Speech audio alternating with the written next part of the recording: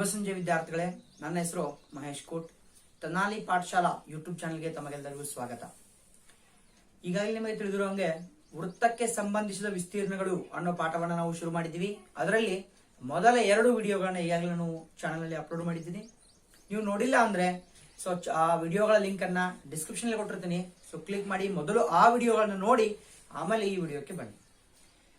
ಹಿಂದಿನ ಒಂದು ವಿಡಿಯೋದಲ್ಲಿ ನಾವು ಅಭ್ಯಾಸ 5.2ರ ಮೊದಲ 4 ಪ್ರಶ್ನೆಗಳನ್ನ ಬಿಡಿಸಿದ್ದೆವು. ಸೊ ಇವತ್ತಿನ ದಿನ ಅಭ್ಯಾಸ 5.2ರ 5ರಿಂದ 8ರವರೆಗಿನ ಪ್ರಶ್ನೆಗಳನ್ನ ನಾವು ಬಿಡಿಸಲಿದ್ದೇವೆ. ಸೊ ಹಾಗಾದ್ರೆ ಹಿಂದಿನ ವಿಡಿಯೋದಲ್ಲಿ ನಾವು ತ್ರಿಜ್ಯಾಂತರ ಖಂಡದ ವಿಸ್ತೀರ್ಣವನ್ನ ಯಾವ ರೀತಿ ಕಂಡುಹಿಡಿಯಬೇಕು, ಕಂಸದ ಉದ್ದವನ್ನ ಯಾವ ರೀತಿ ಕಂಡುಹಿಡಿಯಬೇಕು ಅನ್ನೋ ಸೂತ್ರವನ್ನ, ಜೊತೆಗೆ ಆ ಸೂತ್ರದ ಸಹಾಯದಿಂದ ಬರ್ತಕ್ಕಂಥ ಕೆಲವೊಂದು ಸಮಸ್ಯೆಗಳನ್ನು ಕೂಡ ನಾವು ಬಿಡಿಸಿದ್ದೆವು. ಅದೇ ಸೂತ್ರವನ್ನ ಬಳಕೆ ಮಾಡಿಕೊಂಡು ಇನ್ನುಳಿದ ಪ್ರಶ್ನೆಗಳನ್ನ ನಾವು ಬಿಡಿಸಲಿದ್ದೀವಿ. ಹಾಗಾದ್ರೆ ತ್ರಿಜ್ಯಾಂತರ ಖಂಡದ ವಿಸ್ತೀರ್ಣ ಏನು ಹೇಳಿ? ತ್ರಿಜ್ಯಾಂತರ ಖಂಡದ ವಿಸ್ತೀರ್ಣ ಇಸ್ ಈಕ್ವಲ್ ಟು ಏನು? Theta divided by 360 degree into pi r square. ಅಲ್ಲಿ ಥೀಟಾ ಅನ್ನೋದು ತ್ರಿಜ್ಯಗಳ ನಡುವಿನ ಕೋನ, ಆರ್ ಅನ್ನೋದು ವೃತ್ತದ ತ್ರಿಜ್ಯ. ಇನ್ನು ಕಂಸದ ಉದ್ದವನ್ನ ಕಂಡುಹಿಡಿಯಬೇಕಂದ್ರೆ ಥೀಟಾ ಡಿವೈಡೆಡ್ ಬೈ 360 ಇಂಟು ಆ ಪೈ ಆರ್ ಸ್ಕ್ವೇರ್ ಜಾಗದಾಗ ಇಲ್ಲಿ ಏನ್ ಬರ್ತದೆ?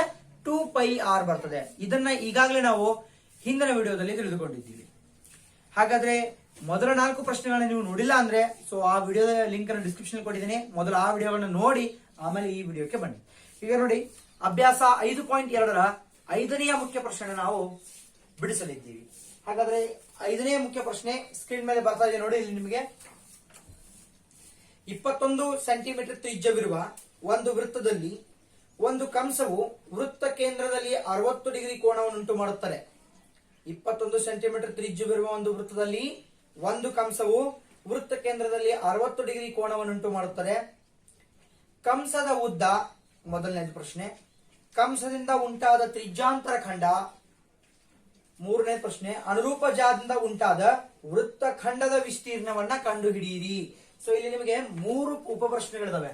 5ನೇ ಮುಖ್ಯ ಪ್ರಶ್ನೆಯಲ್ಲಿ 3 ಉಪ ಪ್ರಶ್ನೆಗಳು. ಏನೇನು ಕೊಟ್ಟಿದ್ದಾರೆ ನಿಮಗೆ? ಅಲ್ಲಿ ವೃತ್ತದ ತ್ರಿಜ್ಯವನ್ನ ಕೊಟ್ಟಿದ್ದಾರೆ. ಎಷ್ಟಿದೆ ನೋಡಿ?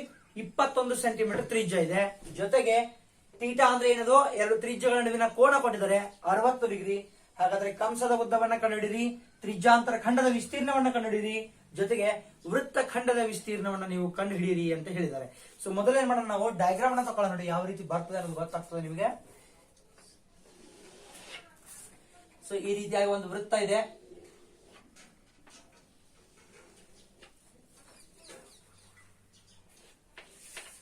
ಇದು ವೃತ್ತ, ಇದು ವೃತ್ತದ ಕೇಂದ್ರ ಬಿಂದು ಓ ಅಂತ ಬರಿತೀವಿ. ಸೊ ನಾವು ಏನ್ ಮಾಡ್ಬೇಕು, ಏನ್ ಹೇಳಿದಾರೆ ಅವರು? 2 ತ್ರಿಜ್ಯಗಳನ್ನ ಸೇರಿಸೋ ಒಂದು ತ್ರಿಜ್ಯಗಳ ನಡುವಿನ ಕೋನ ಇದೆಷ್ಟಿದೆ ಅಂತ ಹೇಳಿದಾರೆ? ಇದು 60 ಡಿಗ್ರಿ ಅಂತ ಹೇಳಿದಾರೆ. ಹೌದಾ? ಅದರ ಜೊತೆಗೆ ಈ ಕಂಸದ ಉದ್ದವನ್ನ ನಿಮಗೆ ಕೇಳಿದ್ದಾರೆ ಮೊದಲನೇ ಪ್ರಶ್ನೆಯಲ್ಲಿ. 2ನೇ ಪ್ರಶ್ನೆಯಲ್ಲಿ ತ್ರಿಜ್ಯಾಂತರ ಖಂಡ ಇದರೆಲ್ಲ ವಿಸ್ತೀರ್ಣವನ್ನ ಕೇಳಿದ್ದಾರೆ. 3ನೇ ಪ್ರಶ್ನೆಯಲ್ಲಿ ವೃತ್ತ ಖಂಡದ ವಿಸ್ತೀರ್ಣ, ಅಂದ್ರೆ ಇವೆರಡನ್ನ ಜೋಡಿಸ್ಬೇಕು ಈ ರೀತಿ. ಸೊ ಇಲ್ಲಿ ಏರಿಯಾ ಇದೆಯಲ್ಲ, ಇದನ್ನು ಕೂಡ ನಿಮಗೆ ಈ ಸೇಡ್ ಮಾಡಿದಲ್ಲ, ಸೊ ಇದನ್ನು ಕೂಡ ನಿಮಗೆ ಕೇಳಿದ್ದಾರೆ. ಅದನ್ನ ನಾವು ವೃತ್ತಖಂಡ, ಇದು ಲಘು ವೃತ್ತಖಂಡ ಅಂತ ಕರಿತೀವಿ ನಾವು. ಇದು ಎ, ಇದು ಬಿ ಅಂತ ಇಟ್ಕೊಳ್ಳೋಣ. ಸರಿನಾ? ಹಾಗಾದ್ರೆ ಕೊಟ್ಟಿರೋದೇನು? ಇದು 60 ಡಿಗ್ರಿ. ಈ ತ್ರಿಜ್ಯ ಎಷ್ಟು? ಓ ಎ ತ್ರಿಜ್ಯ 21 ಸೆಂಟಿಮೀಟರ್. ಓ ಬಿ ಕೂಡ ಏನಾಗಿದೆ? ಇದು ಕೂಡ ಒಂದು 21 ಸೆಂಟಿಮೀಟರ್ ಆಗಿದೆ. ಸೊ ಇವೆರಡು ನಾವು ನಿಮ್ಗೆ ಕೊಟ್ಟಿದ್ದಾರೆ. ಥೀಟಾ ಕೋನವನ್ನ ಕೊಟ್ಟಿದ್ದಾರೆ.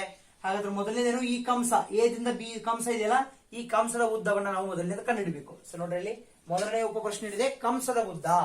ಹಾಗಾದ್ರೆ ನಿಮ್ಗೆ ಗೊತ್ತಿದೆ ಕಂಸದ ಉದ್ದ ಕಂಡುಹಿಡಿಯುವ ಸೂತ್ರ ಏನು? ಕಂಸದ ಉದ್ದ is equal to theta divided by 360 into 2 pi r ಅಂತ ಆಗ್ತದೆ. ಹೌದಾ? ಹಾಗಾದ್ರೆ ಬೆಲೆಗಳನ್ನ ತುಂಬಿ, ಥೀಟಾ ಎಷ್ಟಿದೆ ನೋಡಿ? 60 ಡಿವೈಡೆಡ್ ಬೈ 360 ಇಂಟು 2 ಇಂಟು ಪೈನ ಬೆಲೆ ಎಷ್ಟು ನಿಮ್ಗೆ ಕೊಟ್ಟಿದ್ದಾರೆ ಬುಕ್ ನಲ್ಲಿ? ಅವರು ಕೊಟ್ಟಿಲ್ಲ ಅಂದ್ರೆ ಏನ್ ಮಾಡ್ಬೇಕು? ಇವ್ರು ಕೊಟ್ಟಿಲ್ಲ, ಪೈನ ಬೆಲೆ ಕೊಟ್ಟಿಲ್ಲ ಅಂದ್ರೆ 22/7 ಅಂತ ತಗೋಬೇಕು. ಕೊಟ್ಟಿದ್ರೆ ಅಂದ್ರೆ 3.14 ಅಂತ ತಗೋಬೇಕು. ಸೊ 5 ಆಯ್ತಾ? ಆರ್ ನ ಬೆಲೆ ಅಂದ್ರೆ ತ್ರಿಜ್ಯ ಎಷ್ಟಿದೆ ನೋಡಿ? 21. ಸೊ ಇದು ಹೋಗ್ತದೆ 6 6 36, 2 1 2 3 6, 3 1 3 7 21, ಇದು 7 ಇದು 7 ಹೋಗ್ತದೆ 22 ಉಳಿತದೆ. ಎಷ್ಟು ಉಳಿತದೆ ನಿಮಗೆ? 22 ಸೆಂಟಿಮೀಟರ್ ಅಲ್ಲಿ ಎಲ್ಲ ಕೂಡ ಸೆಂಟಿಮೀಟರ್ ನಲ್ಲಿ ಬರ್ತದೆ. ಹಾಗಾದ್ರೆ ಈ ಕಂಸದ ಉದ್ದ ಎಷ್ಟಾಯ್ತದೋ ಇಲ್ಲಿಂದ ಇಲ್ಲಿವರೆಗೂ 22 ಸೆಂಟಿಮೀಟರ್ ಉದ್ದ ಇದೆ ಕಂಸದ ಉದ್ದ. ಇದು ಕಂಸ, ಇಲ್ಲಿ ನಾವು ಎ ಬಿ ಅಂತ ಬರ್ಕೊಳ್ಳೋಣ ಬೇಕಾದ್ರೆ. ಈ ರೀತಿ ಆರ್ಕ್ ಅಂತ ಮಾಡಬೇಕು ಮ್ಯಾಗ್ ಸೈನ್. ಇದರ ಅರ್ಥ ಮ್ಯಾಗ್ ಈ ರೀತಿ ಮಾಡಿದ್ರೆ ಏನದು, ಇದು ಕಂಸವಾಗಿದೆ ಅಂತ ಅರ್ಥ. ಎ ಬಿ ಕಂಸದ ಉದ್ದ. ಈ ರೀತಿ ಗೋಲ್ ಆಗಿ ನೀವು ಮ್ಯಾಗ್ ಈ ರೀತಿ ಮಾಡ್ಕೋಬೇಕು, ನೆನಪಿರಲಿ ಆಯ್ತಾ. ಸೊ ಇದು ಮೊದಲನೇ ಉಪಪ್ರಶ್ನೆ. ಕಂಸದ ಉದ್ದವನ್ನು ನಾವು ಕಂಡುಹಿಡಿದ್ವಿ. ಈಗಾಗಲೇ ನಾವು ಹಿಂದಿನ ವಿಡಿಯೋದಲ್ಲಿ ಇದರ ಸೂತ್ರವನ್ನು ತಿಳಿದುಕೊಂಡಿದ್ದೀವಿ. ಕಂಸದ ಉದ್ದವನ್ನ ಕಂಡುಹಿಡಿಯುವ ಸೂತ್ರ ಏನು, theta divided by 360 into 2πr ಅಂತ ಹೇಳಿದ್ರು ನಾವು. 2 ಅಂತ ಇದೆ, ಪೈದ ಬೆಲೆ 22/7, ಆರ್ ನ ಬೆಲೆ ಎಷ್ಟಿದೆ 21. ಸೊ ಎಲ್ಲವನ್ನ ಕಡ್ತಾ ಹೊಡೆದಾಗ ಎಷ್ಟು ಬಂತು 20. ನೋಡಿ ಇಲ್ಲಿ ಬೇಕಾದ್ರೆ 0 0 ಹೋಗ್ತದೆ. 6 ಒಂದೇ 6 ಮೂರ್ಲೆ 6 ಒಂದ್ಲೆ 6 6ಲೆ 36, 2 ಮೂರ್ಲೆ 6, 2 ಒಂದಲೆ 2, 3 ಒಂದ್ಲೆ 3, 3 ವೇಳೆ 21. ಇದು 7 ಇದು 7 ಹೋಯ್ತು, ಉಳಿತೇನೋ ಬರೇ 22 ಸೆಂಟಿಮೀಟರ್ ಉಳಿತು. ಇದು ಕಂಸದ ಉದ್ದವಾಯಿತು. ಇನ್ನು ಮುಖ್ಯ ಪ್ರಶ್ನೆ 2 ನೋಡಿ. ತ್ರಿಜ್ಯಾಂತರ ಖಂಡ ಅಂದ್ರೆ ಇದು ಬೇಕಾಗಿದೆ ನೋಡಿ, ಓ ಎ ಬಿ ನೋಡಿ, ಇದೆಲ್ಲ ಬೇಕಾಗಿದೆ. ಈ ಸೈಡ್ ತೆಗಿತೀನಿ ನೋಡಿ, ನಿಮ್ಗೆ ಏನ್ ಬೇಕಾಗಿದೆ ಅನ್ನೋದು ಇದು ಬೇಕಾಗಿದೆ ನಮಗೆ, ಓ ಎ ಬಿ. ಸೊ ಈ ತ್ರಿಜ್ಯಾಂತರ ಖಂಡ ಇದೆಲ್ಲದರ ವಿಸ್ತೀರ್ಣವನ್ನು ನಾವು ಈಗ ಕಂಡುಹಿಡಿಯಬೇಕು. ಅದರ ಸೂತ್ರವನ್ನು ನಿಮಗೆ ಈಗಾಗಲೇ ಗೊತ್ತಿದೆ. ಏನದು, ಎರಡನೇ ಉಪಪ್ರಶ್ನೆ ಏನಿದೆ, ತ್ರಿಜ್ಯಾಂತರ ಖಂಡದ ವಿಸ್ತೀರ್ಣ is equal to theta divided by 360 into πr² ಅಂತ ಬರ್ತದೆ. ಹೌದಾ? ಹಾಗಾದ್ರೆ ಥೀಟಾ ಎಷ್ಟಿದೆ ನೋಡಿ, 60 ಡಿವೈಡೆಡ್ ಬೈ 360 ಇಂಟು 22/7 ಇಂಟು ಇದೆಷ್ಟು ನೋಡ್ರಿ, 21ರ ವರ್ಗ ಮಾಡ್ಬೇಕು ನಾವು. ಯಾಕಂದ್ರೆ ಆರ್ ನ ಬೆಲೆ 21 ಇದೆ. ಸೊ 21ರ ವರ್ಗವನ್ನ ಬರೆಯೋಣ ಈ ರೀತಿ. ಸೊ ಅದೇ ರೀತಿ ಮತ್ತೆ ಕಟ್ತಾ ಹೊಡ್ರಿ. 6 ಒಂದೇ 6, 6ಲೆ 36, ಸರಿನಾ. 2 11ಲೆ 2 3ಲೆ 6, ಸರಿನಾ. ಇಲ್ಲಿ ನೋಡಿ ಈಗ 21 ಇನ್ನೊಂದು 21 ಬರ್ತದೆ. 21ರ ವರ್ಗ ಅಂದ್ರೆ ಏನದು, 21 ಇಂಟು 21 ಅಂತ ಬರ್ತದೆ. 7 ಒಂದ್ರೆ 7 3ಲೆ 21 ನೋಡ್ರಿ, ಇದು 3 ಹೋಯ್ತು. ಹಾಗಾದ್ರೆ ಎಷ್ಟಾಯ್ತು, 11 ಇಂಟು 21 ಮಾತ್ರ ಉಳಿತಿಲ್ಲ. ಎಷ್ಟು ಉಳಿತು, 11 ಇಂಟು 21. ಇದರ ಬೆಲೆ ಎಷ್ಟಾಗ್ತದೆ ನೋಡ್ರಿ, 11ಲೆ 11, 11 22, 1 23, 231 cm² ಆಗ್ತದೆ. ಸರ್ ಇಲ್ಲಿ cm² ಯಾಕಾಯ್ತು ಸರ್, ಇಲ್ಲಿ ಕಂಸದ ಉದ್ದ ಇರೋದ್ರಿಂದ ಇದು ಸೆಂಟಿಮೀಟರ್. ಉದ್ದ ಯಾವಾಗ್ಲೂ ಇರ್ತದೆ ಸೆಂಟಿಮೀಟರ್ ನಲ್ಲಿ ಇರ್ತದೆ. ಎರಡನೇ ನೋಡ್ರಿ ಏನ್ ಹೇಳಿದ್ರು, ತ್ರಿಜ್ಯಾಂತರ ಖಂಡದ ವಿಸ್ತೀರ್ಣ ಕೇಳಿದಾರೆ ನಿಮಗೆ. ವಿಸ್ತೀರ್ಣ ಯಾವತ್ತೇನಿರ್ತದೆ, ಸೆಂಟಿಮೀಟರ್ ಸ್ಕ್ವೇರ್ ನಲ್ಲಿ ಇರ್ತದೆ. ಅದರಿಂದ ನಾವೇನ್ ಮಾಡಿದ್ವು, ಸೆಂಟಿಮೀಟರ್ ಸ್ಕ್ವೇರ್ ಅಂತ ಬರೆದು, ಮೀಟರ್ ಕೊಟ್ಟಿದ್ರೆ ಮೀಟರ್ ಸ್ಕ್ವೇರ್ ಅಂತ ಬರೆಯೋದು. ಅರ್ಥ ಆಗ್ತಾ ಇದೆಯಾ? ಇದು ಎರಡನೆಯ ಉಪಪ್ರಶ್ನೆ. ಇನ್ನು ಮೂರನೇ ಉಪಪ್ರಶ್ನೆ ಏನ್ ಕೇಳಿದಾರೆ ನೋಡ್ರಿ, ಇಲ್ಲಿ ವೃತ್ತ ಖಂಡದ ವಿಸ್ತೀರ್ಣ. ನಿಮಗೆ ಏನ್ ಬೇಕಿದು, ಇದು ಬೇಕು ನೋಡಿ. ಇಲ್ಲಿ ಈ ಏರಿಯಾ ಎರಡು ಏರಿಯಾ ಅದಲ್ಲ, ಇದು ಬೇಕಾಗಿದೆ ನಿಮಗೆ. ಸೊ ಇದು ನಿಮಗೆ ಬೇಕಾಗಿದ್ರೆ ನೀವೇನ್ ಮಾಡ್ಬೇಕು, ಮೊದಲು ಈ ತ್ರಿಜ್ಯಾಂತರ ಖಂಡದ ವಿಸ್ತೀರ್ಣವನ್ನ ಕಂಡುಹಿಡ್ಕೊಂಡ್ರೆ ನೀವು ಈಗಾಗಲೇ ಎಷ್ಟು ಬಂದಿದೆ, 231. ಈಗ ಏನ್ ಮಾಡ್ಬೇಕು, ಈ ತ್ರಿಭುಜದ ವಿಸ್ತೀರ್ಣವನ್ನ ಕಂಡುಹಿಡಿದಿ. ಈ ಟೋಟಲ್ ತ್ರಾಗ ಈ ತ್ರಿಭುಜ ತಗೋದ್ರ ಉಳಿದದ್ದೇನೋ ನಮಗೆ ವೃತ್ತ ಖಂಡ ಬರ್ತದೆ. ಅರ್ಥ ಆಗ್ತದೆಯಾ? ಇಲ್ಲಿ ಸೈಡ್ ಬೇಕಾದ್ರೆ ಡಯಾಗ್ರಾಮ್ ತೆಗಿತೀನಿ ನೋಡಿ, ನಿಮ್ಗೆ ಅರ್ಥ ಆಗ್ತದೆ ಈಸಿಯಾಗಿ.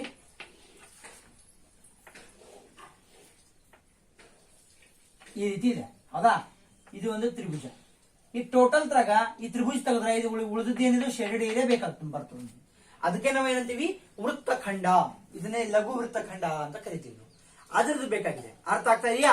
ಸೊ ನಾವು ಟೋಟಲ್ ಈಗ ಕಂಡಿಡ್ತೀವಿ. ಟೋಟಲ್ ಎಷ್ಟು ಬಂದಿದೆ ನೋಡ್ರಿ, ಇಲ್ಲಿ 231 ಸೆಂಟಿಮೀಟರ್ ಸ್ಕ್ವೇರ್ ಬಂದದ. ಟೋಟಲ್ 231 ಸೆಂಟಿಮೀಟರ್ ಸ್ಕ್ವೇರ್ ಬಂದಿದೆ.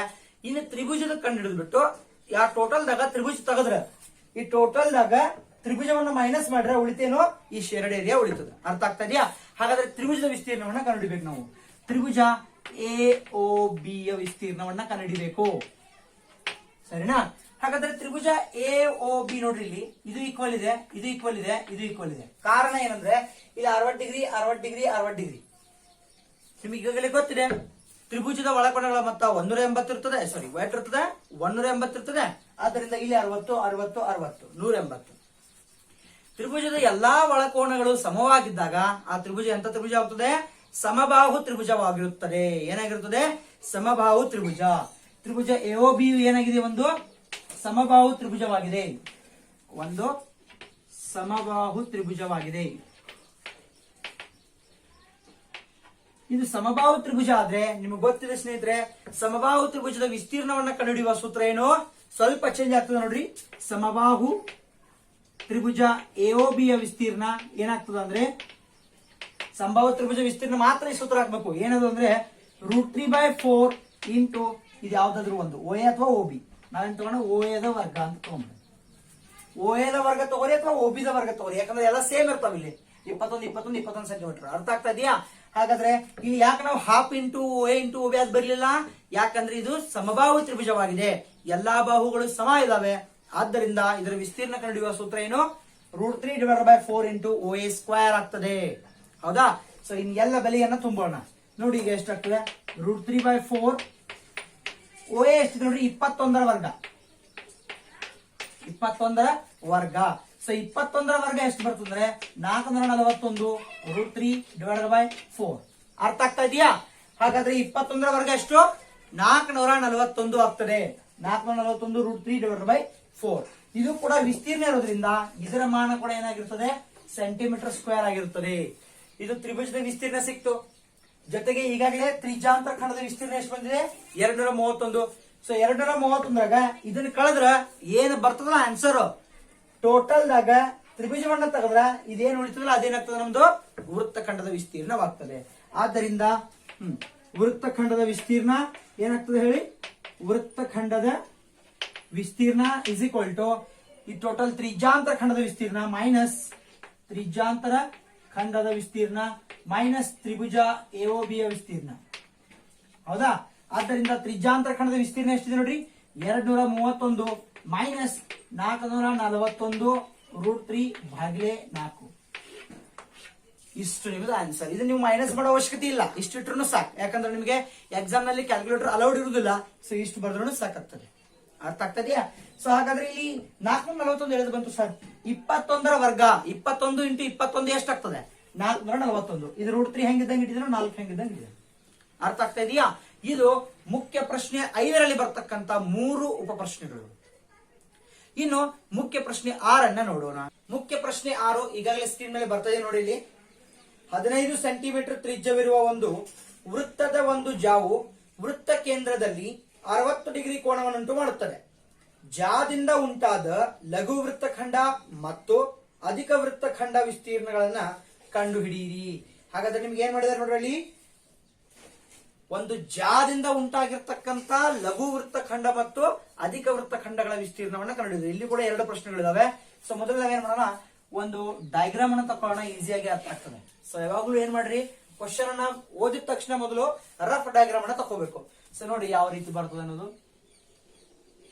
ಇದು ಒಂದು ವೃತ್ತ ಅಂತ ತಿಳ್ಕೊಳ್ಳಿ. ಇಲ್ಲಿ ಒಂದು ವೃತ್ತದ ಕೇಂದ್ರ ಓ ಆಗಿರ್ತದೆ, ನಿಮ್ಗೆ ಈಗಾಗಲೇ ಗೊತ್ತಿದೆ. ಸೊ ಒಂದು ಜಾ ಹೊಡೆದಿವಿ, ಈ ರೀತಿ ಒಂದು ಜಾ ಹೊಡೆದ್ವಿ ನಾವು. ಎ ಬಿ ಅನ್ನೋದೇನಿದು? ವೃತ್ತದ ಜಾ ಆಗಿದೆ. ಈಗ ವೃತ್ತದ ಜಾದ ಕೊನೆಯ ಬಿಂದುಗಳನ್ನ ಆ ಕೇಂದ್ರ ಬಿಂದುವಿಗೆ ಸೇರಿಸಿದಾಗ ಏನಾಗ್ತದೆ? ಇಲ್ಲಿ ಎಷ್ಟು ಡಿಗ್ರಿ ಕೋನ ಅಂತ ಹೇಳಿದಾರೆ ಅವರು? 60 ಡಿಗ್ರಿ ಕೋನ ಉಂಟಾಗ್ತದೆ ಅಂತ ಹೇಳಿದ್ದಾರೆ. ವೃತ್ತದ ತ್ರಿಜ್ಯ ಎಷ್ಟು ಕೊಡಿದ್ದಾರೆ? 15 ಸೆಂಟಿಮೀಟರ್ ತ್ರಿಜ್ಯ ಇದೆ ಅಂತ ಹೇಳಿದ್ದಾರೆ. ಈ ಕಡೆ ಕೂಡ 15, ಈ ಕಡೆ ಕೂಡ 15. ಹಾಗಾದ್ರೆ ನಿಮ್ಗೆ ಅವ್ರು ಕೇಳಿರೋದು ಏನು? ಈ ಒಂದು ಭಾಗ ಏನಿದು? ಲಘು ವೃತ್ತಖಂಡ. ಜೊತೆಗೆ ನೋಡ್ರಿ ಈ ಒಂದು ವೃತ್ತ ತಿಳ್ಕೊಂಡಿದ್ದು ಈ ಭಾಗ ಮತ್ತು ಈ ದೊಡ್ಡ ಭಾಗವನ್ನ ಅವರು ನಿಮಗೆ ಕೇಳಿದ್ದಾರೆ. ಅರ್ಥ ಆಗ್ತಾ ಇದೆಯಾ? ಇದು ಲಘು ವೃತ್ತಖಂಡ, ಇದು ಅಧಿಕ ವೃತ್ತಖಂಡ. ಇವೆರಡನ್ನು ನಿಮಗೆ ಕೇಳಿದ್ದಾರೆ. ಅರ್ಥ ಆಗ್ತಾ ಇದೆಯಾ? ಹಾಗಾದ್ರೆ ಲಘು ವೃತ್ತಖಂಡವನ್ನ ಕಂಡುಹಿಡಿಬೇಕಾದ್ರೂ ಕೂಡ ಅಧಿಕ ವೃತ್ತಖಂಡವನ್ನ ಕಂಡುಹಿಡಿಬೇಕಾದ್ರೂ ಕೂಡ ನಿಮ್ಗೆ ಏನ್ ಬೇಕು? ಈ ತ್ರಿಭುಜದ ವಿಸ್ತೀರ್ಣ ಬೇಕು. ಯಾಕೆ ಅಂದ್ರೆ ಈ ತ್ರಿಜ್ಯಾಂತರ ಖಂಡದೊಳಗ ಈ ತ್ರಿಭುಜ ತೆಗೆದ್ರೆ ಈ ಲಘು ವೃತ್ತಖಂಡ ಬರ್ತದೆ. ಹೌದಾ?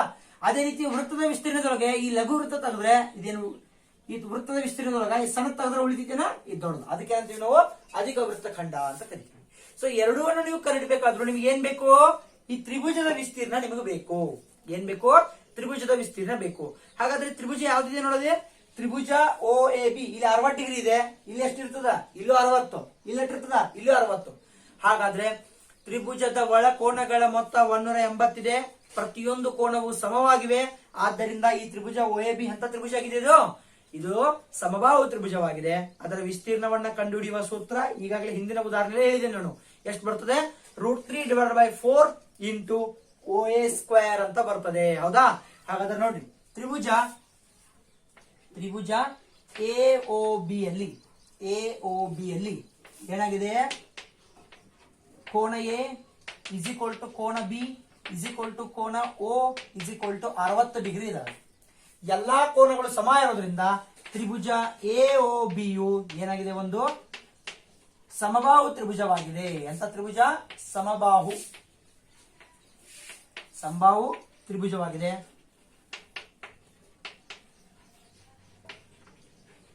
ಹೌದಾ? ಆದ್ದರಿಂದ ತ್ರಿಭುಜ ಎಒಬಿಯ ವಿಸ್ತೀರ್ಣ ಈಸ್ ಈಕ್ವಲ್ ಟು √3/4. ನೆನಪಿರಲಿ, ಸಂಭಾವ್ಯ ತ್ರಿಭುಜದ ವಿಸ್ತೀರ್ಣವನ್ನು ಕಂಡುಹಿಡಿಯುವ ಸೂತ್ರ ಏನು? √3/4 ಇಂಟು OA². ಈ OA² ಅಥವಾ OB² ನೀವೇನು ಮಾಡ್ಕೋಬಹುದು. ಸೊ ನೋಡಿ, ಈಗ √3/4 ಹಂಗ ಇಡಿ, ಅಥವಾ √3 ಬೆಲೆ ಹೇಳಿದಾರೆ ನೋಡ್ರಿ. ಇಲ್ಲಿ ಎಷ್ಟು ಹೇಳಿದಾರೆ ಅವರು? √3 ಬೆಲೆ 1.73 ಭಾಗಿಲೆ 4 ಇಂಟು OA ಎಷ್ಟಿದೆ? 15ರ ವರ್ಗ. 15 ಇಂಟು 15. So 1.73 ಭಾಗಿಲೆ 4 into 225. ಎಷ್ಟು ಬಂತು? 225. ಸೊ ಇದನ್ನ ನೀವು ಗುಣಾಕಾರ ಮಾಡಿದಾಗ 97.3 ಬರ್ತದೆ. ಎಷ್ಟು ಬರ್ತದೆ? 97.3 ಸೆಂಟಿಮೀಟರ್ ಸ್ಕ್ವೇರ್. ಕಾರಣ ಇದು ವಿಸ್ತೀರ್ಣವಾಗಿದೆ, ಆದ್ದರಿಂದ ಇದು ಸೆಂಟಿಮೀಟರ್ ಸ್ಕ್ವೇರ್. ಹಾಗಾಗಿ ತ್ರಿಭುಜ ಎಒಬಿಯ ವಿಸ್ತೀರ್ಣ ಎಷ್ಟು ಬಂತು? 97.3 ಸೆಂಟಿಮೀಟರ್ ಸ್ಕ್ವೇರ್ ಬಂತು. ಈಗ ಈ ತ್ರಿಭುಜ ಸಿಕ್ತು. ಮುಂದೆ ಏನ್ ಮಾಡ್ಬೇಕು ನಾವು? ಇದು ಟೋಟಲ್ ಕನ್ನಡ ಹುಡುಕಬೇಕಲ್ಲ. OAB ಇದು ಟೋಟಲ್ ತ್ರಿಜ್ಯಾಂತರ ಕನ್ನಡ ಹುಡುಕಬೇಕು. ಅದರೊಳಗೆ ತ್ರಿಭುಜವನ್ನ ಕಳಿಬೇಕು. ಉಳಿದದ್ದು ಏನಿದು? ಇದು ಉಳಿದದ್ದು ನಮ್ಮ ಲಘು ವೃತ್ತಖಂಡ ಬರ್ತದೆ. ಅರ್ಥ ಆಗ್ತಾ ಇದೆಯಾ? ಸೊ ಹಾಗಾದ್ರೆ ಕನ್ನಡ ತ್ರಿಜ್ಯಾಂತರ ಖಂಡದ ವಿಸ್ತೀರ್ಣ ನೋಡ್ರಿ. ತ್ರಿಜ್ಯಾಂತರ ಖಂಡದ ವಿಸ್ತೀರ್ಣ ಇಸ್ ಈಕ್ವಲ್ ಟು ಸೂತ್ರ ಏನಿದೆ? θ/360 ಇಂಟು πr². ಸೊ ಎಲ್ಲ ಬೆಲೆಯನ್ನ ತುಂಬ್ರಿ. ಇಲ್ಲಿ θ ಎಷ್ಟಿದೆ? 60 ಡಿಗ್ರಿ, 360 ಡಿಗ್ರಿ. ಪೈನ ಬೆಲೆ ಅವರು ತುಂಬಂದರೆ ನಿಮಗೆ ಎಷ್ಟು ಹೇಳಿದರೆ ಕ್ವಶನ್ ಅಲ್ಲಿ? 3.14. ಯಾವಾಗ ಪ್ರಶ್ನೆಯಲ್ಲಿ ಕೊಡುತ್ತಾರೋ ಅವಾಗ ಮಾತ್ರ 3.14 ಅಂತ ತಗೋಬೇಕು. ಇಲ್ಲಾಂದ್ರೆ 22/7 ತಗೋಬೇಕು. ನೆನಪಿರಲಿ. Into r². r ಅಂದ್ರೆ ಎಷ್ಟಿದೆ ನೋಡಿ ಇಲ್ಲಿ? r ಅಂದ್ರೆ 15 ಇದೆ. So 15 into 15. ಸೊ 0 ಹೋಗ್ತದೆ. r ಅಂದ್ರೆ ಆರ್ಲೆ ಹೋಗ್ತದೆ ಕರ್ತ ನಿಮಗೆ. ಸೊ ಜೊತೆಗೆ ಏನ್ ಬಂತು ನೋಡಿ? 3.14 ಇಂಟು 225/6. ಸೊ ಈ ರೀತಿ ಮಾಡಿದಾಗ ಎಷ್ಟು ಬರ್ತದೆ ಅಂದ್ರೆ ತ್ರಿಜ್ಯಾಂತರ ಖಂಡದ್ದು ಈ ರೀತಿ ಮಾಡಿದಾಗ ಬೆಲೆ ನಿಮ್ಮದ್ದು 117.75 ಬರ್ತದೆ. ಎಷ್ಟು? 117.75 ಗುಣಾಕಾರ ಮಾಡಿದಾಗ ಇದು ಕೂಡ ವಿಸ್ತೀರ್ಣ ಇರೋದ್ರಿಂದ ಸೆಂಟಿಮೀಟರ್ ಸ್ಕ್ವೇರ್ ಬರ್ತದೆ. ಅರ್ಥ ಆಗ್ತಾ ಇದೆಯಾ? ಸೊ ಈಗ ನೋಡಿ, ಇಲ್ಲಿ ಡಯಾಗ್ರಾಮ್ ಅಂತ ತೋರಿಸ್ತೇನೆ ನಿಮಗೆ ಯಾವ ರೀತಿ ಬರ್ತದೆ ಅಂತ ಹೇಳಿ. ಸೊ ಈ ರೀತಿ ಇದೆ ಇದು. ಹೌದಾ? ಈ ಟೋಟಲ್ ಇದ್ರೊಳಗ ಈ ತ್ರಿಭುಜವನ್ನ ಕಳೆದ್ರೆ ಉಳಿತಿತ್ತು ಯಾವುದು? ಎ ಉಳಿತಿತ್ತಾನೆ. ಸೊ ಆದ್ದರಿಂದ ನಾವೇನ್ ಮಾಡೋಣ? ಈ ಟೋಟಲ್ OAB ಟೋಟಲ್ ಇದೆಯಲ್ಲ ತ್ರಿಜ್ಯಾಂತರ ಖಂಡ, ಅದರೊಳಗ ತ್ರಿಭುಜವನ್ನ ಕಳೆಯೋಣ. ನಮಗೆ ಏನ್ ಸಿಗ್ತದೆ? ಲಘು ವೃತ್ತ ಖಂಡದ ವಿಸ್ತೀರ್ಣ ಸಿಗ್ತದೆ. ಆದ್ದರಿಂದ ಲಘು ವೃತ್ತ ಖಂಡದ ವಿಸ್ತೀರ್ಣ ಇಸ್ ಈಕ್ವಲ್ ಟು ಏನು? ಇದು ತ್ರಿಜ್ಯಾಂತರ ಖಂಡ. ಟೋಟಲ್ ತ್ರಿಜ್ಯಾಂತರ ಖಂಡದ ವಿಸ್ತೀರ್ಣ ಮೈನಸ್ ತ್ರಿಭುಜ ಎಒಬಿಯ ವಿಸ್ತೀರ್ಣ. ಕರೆಕ್ಟ್. ತ್ರಿಜ್ಯಾಂತರ ಖಂಡದ ವಿಸ್ತೀರ್ಣ 117.5 ಮೈನಸ್ ತ್ರಿಭುಜದ ವಿಸ್ತೀರ್ಣ ಎಷ್ಟು ಬಂದಿದೆ? 97.3. ಸೊ ಎರಡೂವನ್ನ ಮೈನಸ್ ಮಾಡಿದಾಗ ನಿಮಗೆ ಬರೋದು 20.4 ಸೆಂಟಿಮೀಟರ್ ಸ್ಕ್ವೇರ್. ಇದು ಮೊದಲನೇ ಉಪಪ್ರಶ್ನೆ. ಲಘು ವೃತ್ತ ಖಂಡದ ವಿಸ್ತೀರ್ಣ ಏನಾಗ್ತದೆ? ಟೋಟಲ್ ತ್ರಿಜ್ಯಾಂತರ ಖಂಡ ಮೈನಸ್ ತ್ರಿಭುಜ ಮಾಡಿದ್ರೆ ಇದು ಬರ್ತದೆ. ಅದೆಷ್ಟು ಬಂದಿದೆ? 29.4 ಸೆಂಟಿಮೀಟರ್ ಸ್ಕ್ವೇರ್ ಬಂತು. ಇಲ್ಲಿ ಎರಡನೇ ಪ್ರಶ್ನೆ ಏನ್ ಕೇಳಿದಾರೆ ನೋಡ್ರಿ. ಇಲ್ಲಿ ಅಧಿಕ ವೃತ್ತಖಂಡದ ವಿಸ್ತೀರ್ಣವನ್ನ ಕೂಡ ನಿಮಗೆ ಕೇಳಿದ್ದಾರೆ. ಸೊ ಅವಾಗ ಏನ್ ಮಾಡವ್ರ? ಅಧಿಕ ವೃತ್ತಖಂಡದ ವಿಸ್ತೀರ್ಣ ಅಂದ್ರೆ ಟೋಟಲ್ ವೃತ್ತದ ವಿಸ್ತೀರ್ಣ ಮೈನಸ್ ಈ ಸಣ್ಣದು ಮಾಡುದು. ನೋಡ್ರಿ, ಟೋಟಲ್ ವೃತ್ತದ ವಿಸ್ತೀರ್ಣ ಮೈನಸ್ ಈ ಸಣ್ಣದು ಮಾಡಿದ್ರೆ ಉಳಿದದ್ದೇನಿದು? ಅಧಿಕ ವೃತ್ತಖಂಡದ ವಿಸ್ತೀರ್ಣ ಸಿಗ್ತದೆ. ಹೌದಾ? ಸೊ ಮೊದಲನೆಯ ವಿಡಿಯೋದಲ್ಲಿ ನಾನು ವೃತ್ತದ ವಿಸ್ತೀರ್ಣದ ಬಗ್ಗೆ ಹೇಳಿದ್ದೆ ನಿಮಗೆ. ವೃತ್ತದ ವಿಸ್ತೀರ್ಣವನ್ನ ಕಂಡುಹಿಡಿಯುವ ಸೂತ್ರ πr². ಹೌದಾ? ಸೊ ಅದನ್ನ ಹಾಕಿ ಬಿಡಿಸೋದು ಅಷ್ಟೇ. ನೋಡಿ, ಈಗ ಅದನ್ನು ಬಿಡಿಸೋಣ ಯಾವ ರೀತಿ ಬರ್ತದೆ ಅಂತ ಹೇಳಿ.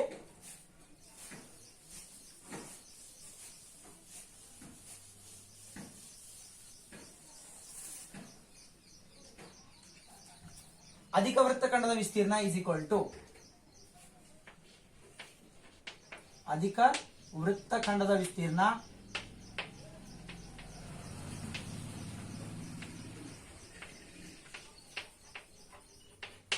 ಈಸ್ ಈಕ್ವಲ್ ಟು ಏನಾಗ್ತದೆ? ಸೊ ಟೋಟಲ್ ವೃತ್ತದ ನಿಮ್ಗೆ ಹೇಳಿದ್ದೆ ನಾನು. ಟೋಟಲ್ ವೃತ್ತದ ವಿಸ್ತೀರ್ಣ ಮೈನಸ್ ಈ ಸೈಡೆಡ್ ಭಾಗ. ಹೌದಾ? ಸೊ ವೃತ್ತದ ವಿಸ್ತೀರ್ಣ ಮೈನಸ್ ವೃತ್ತದ ವಿಸ್ತೀರ್ಣ ಮೈನಸ್ ಇದೇನಿದು ಈ ಕನ್ನಡದಲ್ಲ ಲಘು ವೃತ್ತಖಂಡದ ವಿಸ್ತೀರ್ಣ. ಲಘು ವೃತ್ತ ಖಂಡದ ವಿಸ್ತೀರ್ಣ ಎಷ್ಟು ಬಂದಿದೆ ನೋಡಿ. ಹಾಗಾದ್ರೆ ವೃತ್ತದ ವಿಸ್ತೀರ್ಣ ನಮಗ್ ಸೂತ್ರ ಗೊತ್ತಿದೆ πr². ಹೌದಾ? ಮೈನಸ್ ಲಘು ವೃತ್ತ ಖಂಡದ ವಿಸ್ತೀರ್ಣ ಎಷ್ಟು ಬಂದಿದೆ 20.4. ಪೈನ ಬೆಲೆ ಎಷ್ಟು ತುಂಬೋದು 3.14 ಇಂಟು r² ಅಂದ್ರೆ ಎಷ್ಟು 15ರ ವರ್ಗ ಮೈನಸ್ 20.4. 3.14 ಇಂಟು 15ರ ವರ್ಗ ಎಷ್ಟು 225 ಮೈನಸ್ 204. 225 ಗುಣಾಕಾರ ಮಾಡಿದ್ರೆ 706.5 ಮೈನಸ್ 706.5 ಮೈನಸ್ 220.4. ಹೌದಾ? 225ಕ್ಕೆ 3.14 ಗುಣಾಕಾರ ಮಾಡಿದ್ರೆ 706.5 ಬರ್ತದೆ. ಸೊ ಮೈನಸ್ ಮಾಡಿದಾಗ ನಿಮಗೆ ಬರ್ತಕ್ಕಂತ ಬೆಲೆ ಸೊ ಬೇಕಾದ್ರೆ ನೀವು ಗುಣಾಕಾರ ಮಾಡಿ ನೋಡಬಹುದು. 225 ಇಂಟು 3 ಮಾಡಿ. ಸೊ 706.5 ಒಳಗ 20.4 ಕಳೀರಿ ಎಷ್ಟು ಬರ್ತದೆ ನೋಡ್ರಿ. 706.5 ಒಳಗ 20.4 ಕಳಿಬೇಕು. ಸೊ ಇದು 1 6 8 6 686.1 686.1 ಸೆಂಟಿಮೀಟರ್ ಸ್ಕ್ವೇರ್ ಬರ್ತದೆ. ಎಷ್ಟು ನೋಡ್ರಿ 5 4 1 6 1 10 2 8 7 ಅಂತಂದ್ರೆ 686.1 cm². ಇದು ಅಧಿಕ ವೃತ್ತಖಂಡದ ವಿಸ್ತೀರ್ಣ. ಆದ್ದರಿಂದ ಲಘು ವೃತ್ತಖಂಡದ ವಿಸ್ತೀರ್ಣ 20.4 ಸೆಂಟಿಮೀಟರ್ ಸ್ಕ್ವೇರ್. ಅಧಿಕ ವೃತ್ತಖಂಡದ ವಿಸ್ತೀರ್ಣ ಎಷ್ಟು ಬಂತು 686.1 ಸೆಂಟಿಮೀಟರ್ ಸ್ಕ್ವೇರ್ ಆಗ್ತದೆ. ಇದು ಮುಖ್ಯ ಪ್ರಶ್ನೆ 6. ಇನ್ನು ಮುಖ್ಯ ಪ್ರಶ್ನೆ 7 ನೋಡೋಣ. 7 ಅಲ್ಲಿ ಸ್ಕ್ರೀನ್ ಮೇಲೆ ಬರ್ತಾ ಇದೆ ನೋಡಿ ನಿಮಗೆ. 12 ಸೆಂಟಿಮೀಟರ್ ತ್ರಿಜ್ಯವಿರುವ ವೃತ್ತದಲ್ಲಿ ಒಂದು ಜಾವು ಕೇಂದ್ರದಲ್ಲಿ 120 ಡಿಗ್ರಿ ಕೋನವನ್ನುಂಟು ಮಾಡುತ್ತದೆ. ಉಂಟಾದ ವೃತ್ತಖಂಡದ ವಿಸ್ತೀರ್ಣವನ್ನ ಕಂಡುಹಿಡಿಯಿರಿ. ಪೈನ ಬೆಲೆ 3.14 ಹಾಗೂ √3ಯ ಬೆಲೆ 1.73 ಎಂದು ಬಳಸಿ ಅಂತ ಹೇಳಿದ್ದಾರೆ. ಸೊ ಹಾಗಾದ್ರೆ ನೋಡಿ ಇಲ್ಲಿ ನಿಮಗೆ ಪ್ರಶ್ನೆಯಲ್ಲಿ ಕೊಟ್ಟಿರೋದೇನು?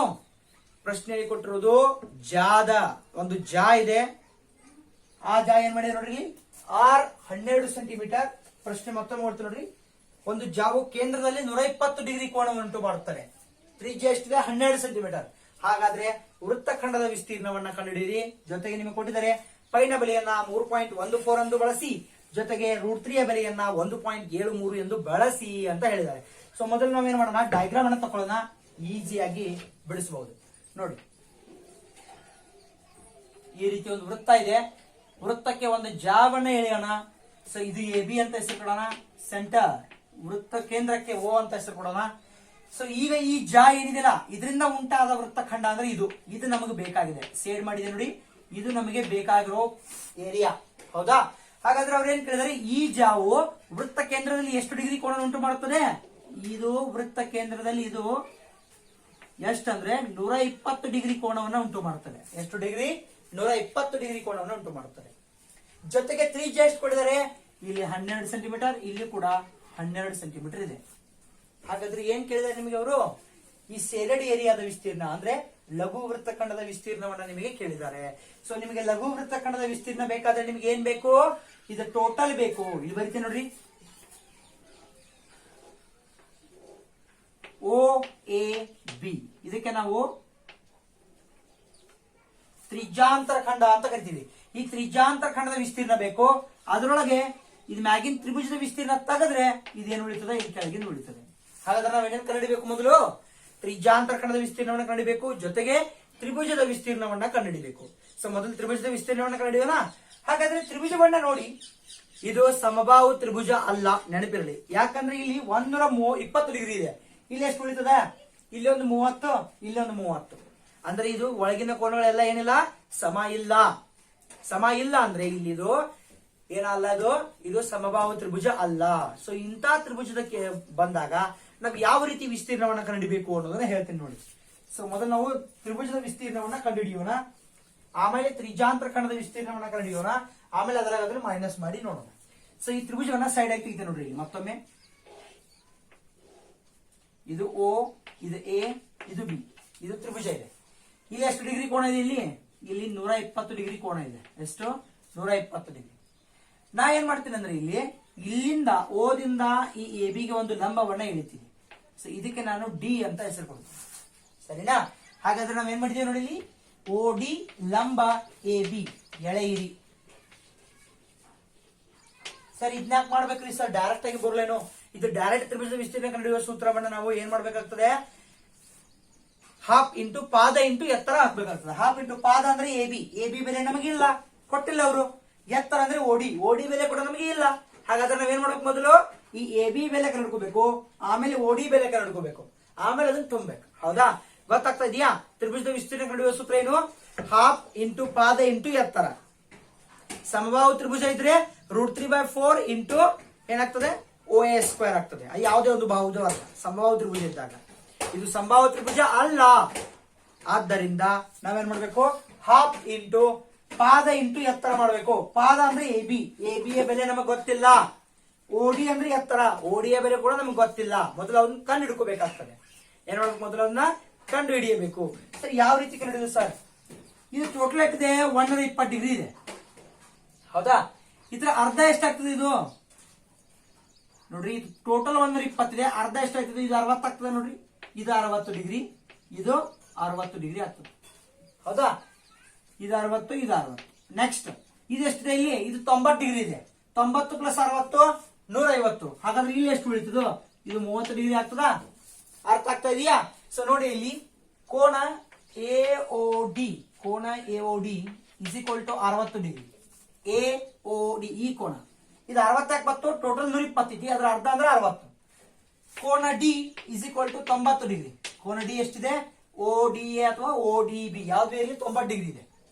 ಇಲ್ಲಿ ಕೋನ A ಎಷ್ಟು ಬರ್ತದೆ? ಹಾಗಾದ್ರೆ ಕೋನ A ಎಷ್ಟು ಬರ್ತದೆ ಅಂದ್ರೆ 180. ನೋಡ್ರಿ, 60 ಪ್ಲಸ್ 90 150 ಕಳೆದ್ರೆ ಟೋಟಲ್ 180, ಅದ್ರಾಗ 90 ಕಳೆದ್ರೆ ಉಳಿತಟ್ಟು 30. ಅರ್ಥ ಆಗ್ತಾ ಇದೆಯಾ? 180 150 ಕಳೆದ್ರೆ 30. ಅದನ್ನೇ ಮಾಡೋದಿತ್ತು ನಾವು. 180 ಡಿಗ್ರಿ ಮೈನಸ್ ಇಲ್ಲಿ ನೋಡ್ರಿ 90 ಪ್ಲಸ್ 60 150 ಎಷ್ಟು ಬರ್ತದೆ, 30 ಡಿಗ್ರಿ. ಆದ್ರಿಂದ ಕೋನ A ಎಷ್ಟು ಬಂತು, 30 ಡಿಗ್ರಿ. ಸರ್ ಕೋನ A ತಗೊಂಡು ನಾವೇನ್ ಮಾಡೋದ್ರಿ, ಈ ಕೋನ A ನ ತೆಗೆದುಕೊಂಡು ನಿಮಗೆ ಮುಂದಿನ ಒಂದು ಪಾಠದಲ್ಲಿ ಕಲಿಸ್ತೀನಿ ನಾನು. ಅದು ತ್ರಿಕೋನಮಿತಿ ಅನ್ನೋ ಪಾಠದಲ್ಲಿ ಬರ್ತದೆ. ತ್ರಿಕೋನಮಿತಿ ಅನ್ವಯಗಳು ಅನ್ನೋ ಪಾಠದಲ್ಲಿ ಸೈನ್ 30 ಡಿಗ್ರಿ, ಕಾಸ್ 30 ಡಿಗ್ರಿ, ಟ್ಯಾನ್ 30 ಡಿಗ್ರಿ ಯಾವ ರೀತಿ ನಾವು ಕಂಡು ಹಿಡಿಯೋದು ಅನ್ನೋದನ್ನ ನಾನು ಆ ಪಾಠದಲ್ಲಿ ಹೇಳ್ತೀನಿ. ಈಗ ನುಸ್ತಾ ಏನ್ ನೆನ್ಪಿಟ್ಕೊಂಡ್ರೆ ಅಂದ್ರೆ A 30 ಡಿಗ್ರಿ ಇದೆ. ಇಲ್ಲಿ ಒಂದು ಇದೇ ತ್ರಿಭುಜವನ್ನ ಸೈಡ್ ತೆಗಿತೀನಿ ನೋಡ್ರಿ, ಇಲ್ಲಿ ಈ ರೀತಿಯಾಗಿದೆ ತ್ರಿಭುಜದು. ಇದು 60 ಡಿಗ್ರಿ, ಇದು 30 ಡಿಗ್ರಿ, ಇದು 90 ಡಿಗ್ರಿ, ಇದು D, ಇದು O, ಇದು A. ಇದು ಕಾಸ್ 30 ಡಿಗ್ರಿ ನಿಮಗೆ ಏನಾದ್ರೂ ಬೇಕಾಗಿದ್ರೆ ಕಾಸ್ 30 ಡಿಗ್ರಿ ಇದು ಹೆಂಗ್ ಬಿಡುದು ಅಂದ್ರೆ ಇದು ಕೆಳಗಿಂದ ಇರ್ತದ, ಅದು ಭಾಗಿಲೆ ಇದು. ತ್ರಿಕೋನಮಿತಿ ಪಾಠದಲ್ಲಿ ನಾನು ಕಲಿಸ್ತೇನೆ ನಿಮಗೆ. ಕಾಸ್ 30 ಡಿಗ್ರಿ ಇಸ್ ಈಕ್ವಲ್ ಟು ಏನಾಗ್ತದೆ, ಇದು ಪಾದ ಭಾಗಿಲೆ ಇದು ವಿಕರ್ಣ ಅಂತ ಅಂತೀವಿ ನಾವು ಲಂಬಕೋನ ತ್ರಿಕೋನದಲ್ಲಿ. ಇದು ವಿಕರ್ಣ, ಇದು ಪಾದ, ಇದೇನಾಗ್ತದೆ ಅಭಿಮುಖ. ಅರ್ಥ ಆಗ್ತಾ ಇದೆಯಲ್ಲ? ಸೊ ಇದಕ್ಕೆ ಪಾ ಅಂತ ಕೂಡ ನೀವು ಕರಿಬಹುದು. ಪಾದಕ್ಕೆ ನೀವೇನ್ಬಹುದು ಪಾರ್ಶ್ವಭಾವು ಅಂತಾನೂ ಕೂಡ ಕರಿಬಹುದು. ಅಭಿಮುಖ, ವಿಕರ್ಣ ಮತ್ತು ಪಾರ್ಶ್ವ. ನಾವು ಇಂಗ್ಲಿಷ್ ದೊಳಗೆ ಇದನ್ನ ಅಡ್ಜಸೆಂಟ್, ಅಪೋಸಿಟ್, ಹೈಪೋಟನಸ್ ಸೈಡ್ಸ್ ಅಂತ ಕರಿತೀವಿ.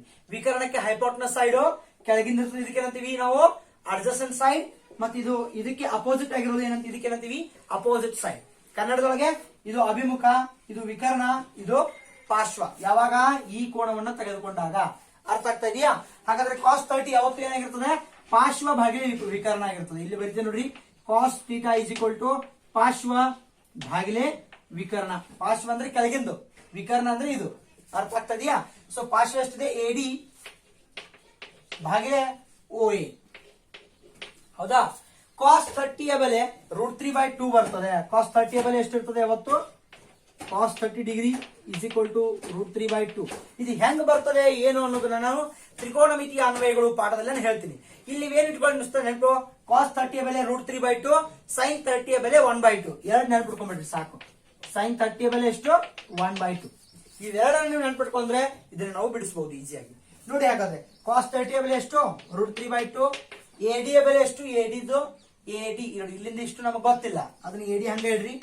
OA ಗೊತ್ತಿತ್ತು ನೋಡ್ರಿ, OA ಎಷ್ಟಿದೆ ಇಲ್ಲಿ, OA ಎಷ್ಟಿದೆ 12 ಸೆಂಟಿಮೀಟರ್. ನಾವು AD ಅನ್ನ ಕಡೆ ಹೋಗೋದಾ, 12 ಈ ಕಡೆ ತಗೊಂಡ್ಬನ್ನಿ. 12 ಭಾಗಾಕಾರಕ್ಕಿದೆ, ಈ ಕಡೆ ಬರ್ಬೇಕಾದ್ರೆ ಗುಣಾಕಾರಕ್ಕಾಗಿ ಬರ್ತದೆ.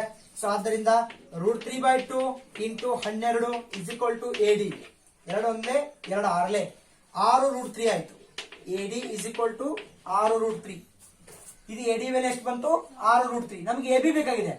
AD ಎರಡು ಸಲ ಕೂಡಿಸಿದ್ರೆ AB ಬರ್ತದ, ಯಾಕಂದ್ರೆ AD ಯು AB ಯ ಅರ್ಧವಾಗಿ ಕಟ್ ಮಾಡ್ತದೆ, ಹೌದಾ? ಆದ್ದರಿಂದ AB ಇಸ್ ಈಕ್ವಲ್ ಟು ಏನು? AB is equal to 2 into 6√3. ಆದ್ದರಿಂದ 12√3 ಆಯ್ತು. AB ಯ ಬೆಲೆ ಎಷ್ಟು ಬಂತು? 12√3. AD is equal to 6√3, AB is equal to 12√3 ಬಂತು ನಮಗೆ, ಹೌದಾ? ಸೆಂಟಿಮೀಟರ್ ಇದಾವೆ ಎರಡು. ಈಗ ಏನ್ ಮಾಡ್ಬೇಕು ಸರ್? ಇದು AD ಬಂತು ನಮಗೆ, ಜೊತೆಗೆ AB ನು ಸಿಕ್ತು. ಇನ್ನ ಏನ್ ಬೇಕು ನಿಮಗೆ? ಎತ್ತರ ಬೇಕಲ್ಲ, OD, ಹೌದಲ್ಲ? OD ಬೇಕಾದ್ರೆ ಏನ್ ಮಾಡೋದು? ಅವಾಗ ಇಲ್ಲಿ cos 30 ಅಂತ ಹಾಕಿದ್ರಿ, ಈಗ ಏನ್ ಮಾಡ್ಬೇಕು? sin 30 ಅಂತ ಹಾಕೋದು. ಏನ್ ಬರ್ತದೆ ನೋಡ್ರಿ ಅವಾಗ? sin 30 degree. ನಾನು ನಿಮ್ಗೆ ಹೇಳಿದೆ, ಇದು ಪಾರ್ಶ್ವ ಭಾಗಿಲೆ ವಿಕರ್ಣ ಮಾಡಿದ್ರೆ ಕಾಸ್ ಥೀಟಾ, ಅಭಿಮುಖ ಭಾಗಿಲೆ ವಿಕರ್ಣ ಮಾಡಿದ್ರೆ ಏನು? ಅಭಿಮುಖ ಭಾಗಿಲೆ ವಿಕರ್ಣ ಮಾಡಿದ್ರೆ ಸೈನ್ ಥೀಟಾ ಆಗ್ತದೆ. ಇಲ್ಲಿ ಬರಿತೇನೆ ನೋಡ್ರಿ ನಾನು, sine theta is equal to ಯಾವತ್ತು ಅಭಿಮುಖ ಭಾಗಿಲೆ ವಿಕರ್ಣ ಆಗ್ತದೆ. ಅರ್ಥ ಆಗ್ತಾ ಇದೆಯಾ? ಸೈನ್ 30 ಯ ಬೆಲೆ 1/2 ಬರ್ತದೆ, ನೆನಪಿರಲಿ. ಹಾಗಾದ್ರೆ ಈ 30 ಡಿಗ್ರಿಗೆ ಅಭಿಮುಖ ಯಾವುದು? ಇದು OD ಭಾಗಿಲೆ ವಿಕರ್ಣ OA, OD ಭಾಗಿಲೆ OA. So ಇಲ್ಲಿ ಮತ್ತೆ ಸೈನ್ 30 ಯ ಬೆಲೆ 1/2, OD ಯ ಬೆಲೆ ಎಷ್ಟಿದೆ? OD ಬೆಲೆ ನಮಗೆ ಗೊತ್ತಿಲ್ಲ, ಹಂಗೇಳ್ರಿ.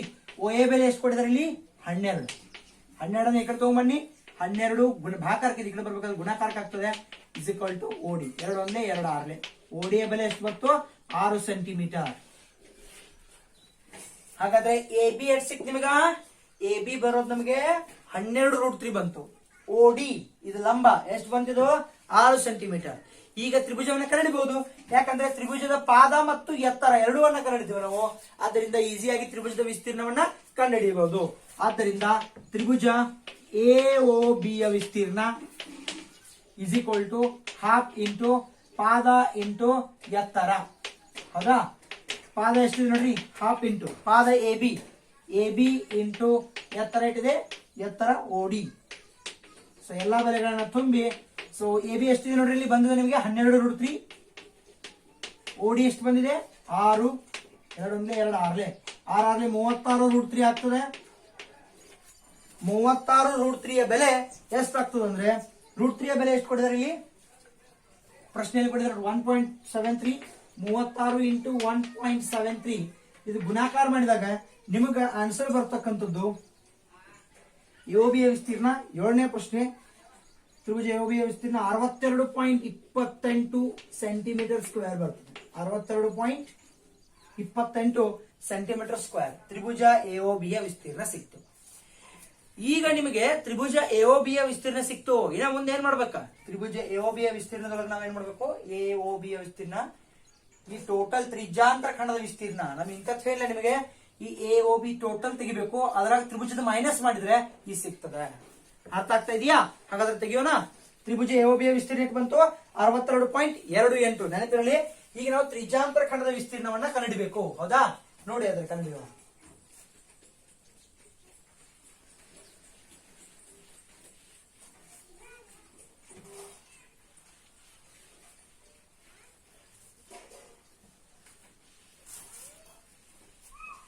ನೆನಪಿಡ್ರಿ ತ್ರಿಭುಜದ ವಿಸ್ತೀರ್ಣವನ್ನ.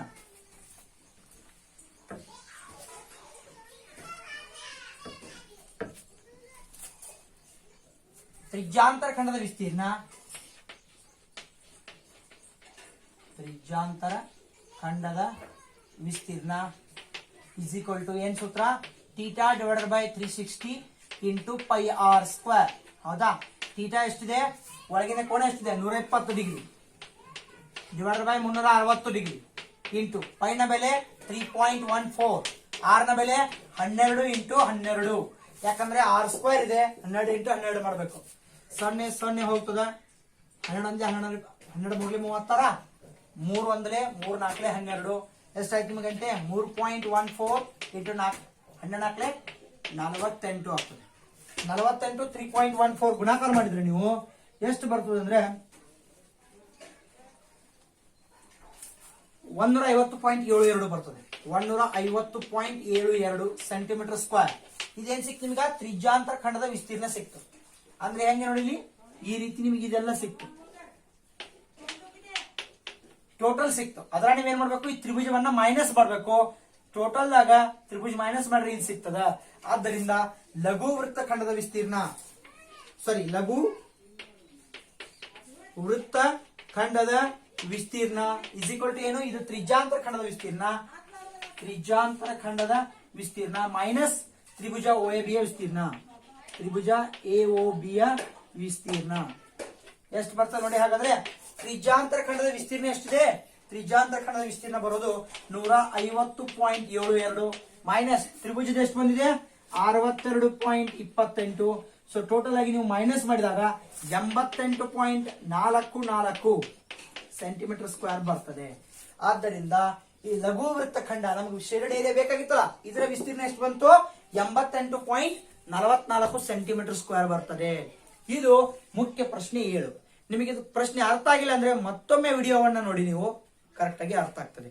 ಅಂದ್ರೆ ಏನಾದ್ರೂ ಸಮಸ್ಯೆ ಡೌಟ್ ಬಂದ್ರೆ ಕಮೆಂಟ್ ಮಾಡಿ. ಇದು 7ನೇ ಮುಖ್ಯ ಪ್ರಶ್ನೆ. ಇನ್ನು 8ನೇ ಮುಖ್ಯ ಪ್ರಶ್ನೆಯನ್ನ ನೋಡೋಣ. 8ನೇ ಮುಖ್ಯ ಪ್ರಶ್ನೆ ಸ್ಕ್ರೀನ್ ಮೇಲೆ ಬರ್ತಾ ಇದೆ ನೋಡಿ ನಿಮಗೆ. 15 ಮೀಟರ್ ಬಾಹುವಿರುವ ಚೌಕಾಕಾರದ ಒಂದು ಹುಲ್ಲಿನ ಮೈದಾನದ ಮೂಲೆಯಲ್ಲಿರುವ ಒಂದು ಗೂಟಕ್ಕೆ ಕುದುರೆಯೊಂದನ್ನ 5 ಮೀಟರ್ ಉದ್ದದ ಹಗ್ಗದಿಂದ ಕಟ್ಟಿದೆ. ಚಿತ್ರ 5.11 ನೋಡಿ. ಪ್ರಶ್ನೆಯಲ್ಲಿದೆ ನೋಡಿ, ಕುದುರೆಯ ಹುಲ್ಲನ್ನ ಮೇಯಬಹುದಾದ ಮೈದಾನದ ಭಾಗದ ವಿಸ್ತೀರ್ಣವನ್ನ ಕಂಡುಹಿಡಿಯಿರಿ. ಮೊದಲನೇ ಉಪಪ್ರಶ್ನೆ. 2ನೇ ಉಪಪ್ರಶ್ನೆ, 5 ಮೀಟರ್ ಹಗ್ಗದ ಬದಲಾಗಿ 10 ಮೀಟರ್ ಹಗ್ಗ ಉಪಯೋಗಿಸಿದಲ್ಲಿ ಹೆಚ್ಚಾಗಿ ಮೇಯಬಹುದಾದ ಮೈದಾನದ ವಿಸ್ತೀರ್ಣವನ್ನ ಕಂಡುಹಿಡಿಯಿರಿ. ಪ್ರಶ್ನೆ ಅರ್ಥ ಆಗಿದೆಯಾ? ಒಂದು ಚೌಕಾಕಾರದ ಹುಲ್ಲಿನ ಒಂದು ಮೈದಾನ ಇದೆ. ಅದರ ಒಂದು ಬಾಹು ಎಷ್ಟಿದೆ ಸುತ್ತ ಹೇಳಿದಾರೆ ಅವರು, ಒಂದು ಬಾಹು 15 ಮೀಟರ್ ಇದೆ ಅಂತ ಹೇಳಿದ್ದಾರೆ. ಒಂದೊಂದು ಬಾಹು ಎಷ್ಟಿದಾವೆ 15 ಮೀಟರ್ ಇದಾವೆ.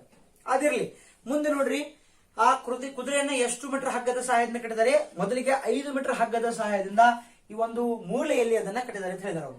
ಈ ಒಂದು ಗೂಟಕ್ಕೆ 5 ಮೀಟರ್ ಹಗ್ಗದ ಸಹಾಯದಿಂದ ಕುದುರೆಯನ್ನ ಕಟ್ಟಲಾಗಿದೆ. ಹೌದಾ? ಸೊ ಇದೆಷ್ಟಿದೆ 5 ಮೀಟರ್. ಹಾಗಾದ್ರೆ ಕುದುರೆ ಎಲ್ಲಿಂದ ಎಲ್ಲಿವರೆಗೂ ಮೇಯಬಹುದ್ರಿ? ಇಲ್ಲಿಂದ ಇಲ್ಲಿವರೆಗೂ ಮಾತ್ರ ಮೇಯಬಹುದು. ಈ ಕಡೆ ಹೋಗಕ್ ಆಗುದಿಲ್ಲ ಅದಕ್ಕೆ, ಯಾಕಂದ್ರೆ 5 ಮೀಟರ್ ಇಲ್ಲೇ ಮುಗಿತದ. ಇದು ರೌಂಡ್ ಆಗಿ ಇಲ್ಲೇ ಎಷ್ಟು ಮೈತದೆ. ಅರ್ಥ ಆಗ್ತಾ ಇದೆಯಾ? ಸೊ ಮೂಲೆಯಲ್ಲಿ ಕಟ್ಟಿರೋದ್ರಿಂದ ಇದು ರೌಂಡ್ ಆಗಿ ತಿರುಗಿ ಅದ್ರಲ್ಲಿ ಮೇಯಕ್ ಆಗುದಿಲ್ಲ ನೋಡ್ರಿ. ಈ ರೀತಿ ಅರ್ಥ ಆಗ್ತಾ ಇದೆಯಾ? ಈ ರೌಂಡ್ ಆಗಿ ಮೇಯಕ್ ಆಗುದಿಲ್ಲ, ಯಾಕಂದ್ರೆ ಒಂದು ಮೂಲೆಯಲ್ಲಿದೆ, ಇಲ್ಲಿ ಮಾತ್ರ ಈ ಕಡೆ ಹುಲ್ಲುಗಾವಲು ಇದೆ. ಹಾಗಾದ್ರೆ ವೃತ್ತದ ಒಂದು ಭಾಗವನ್ನ ಮಾತ್ರ ಅದು ಮೇಯ್ತದೆ. 4ನೇ ಒಂದು ಭಾಗ ಅಂದ್ರೆ ಏನಂತ ಅದಕ್ಕೆ ವೃತ್ತ ಚತುರ್ಥಕ ಅಂತ ಕರಿತೀವಿ. ಅರ್ಥ ಆಗ್ತಾ ಇದೆಯಾ? ಇದು ಒಂದು ವೃತ್ತ, ಇದು ಒಂದು 4 ಭಾಗ ಮಾಡ್ತೇವೆ. ಇದರಲ್ಲಿ ಒಂದು ಭಾಗ ಮಾತ್ರ ಕುದುರೆ ಮೇಯಬಹುದು. ಈ 3 ಭಾಗವನ್ನ ಅದು ಕುದುರೆ ಮೇಯಲಿಕ್ಕೆ ಸಾಧ್ಯ ಇಲ್ಲ. ಕಾರಣ ಈ ಮೂಲೆಯಲ್ಲಿ ಕಟ್ಟಿದರೆ ಇದು ಮಾತ್ರ ಈ ರೀತಿ ಹೋಗ್ತದೆ. ಅದು ಅರ್ಥ ಆಗ್ತಾ ಇದೆಯಾ? ಈ ಕಡೆ ಬರ್ಲಿಕ್ಕೆ ಆಗುದಿಲ್ಲ. ಹಾಗಾದ್ರೆ ಇದು ಮಾತ್ರ ಇಷ್ಟು. ಹಾಗಾದ್ರೆ ಕುದುರೆ ಮೇಯಬಹುದಾದ ಏನ್ ಕೇಳಿದಾರೆ? ಮೊದಲನೇದು ಮೈದಾನದ ಭಾಗದ ವಿಸ್ತೀರ್ಣ ಎಷ್ಟಾಗಿರ್ತದೆ?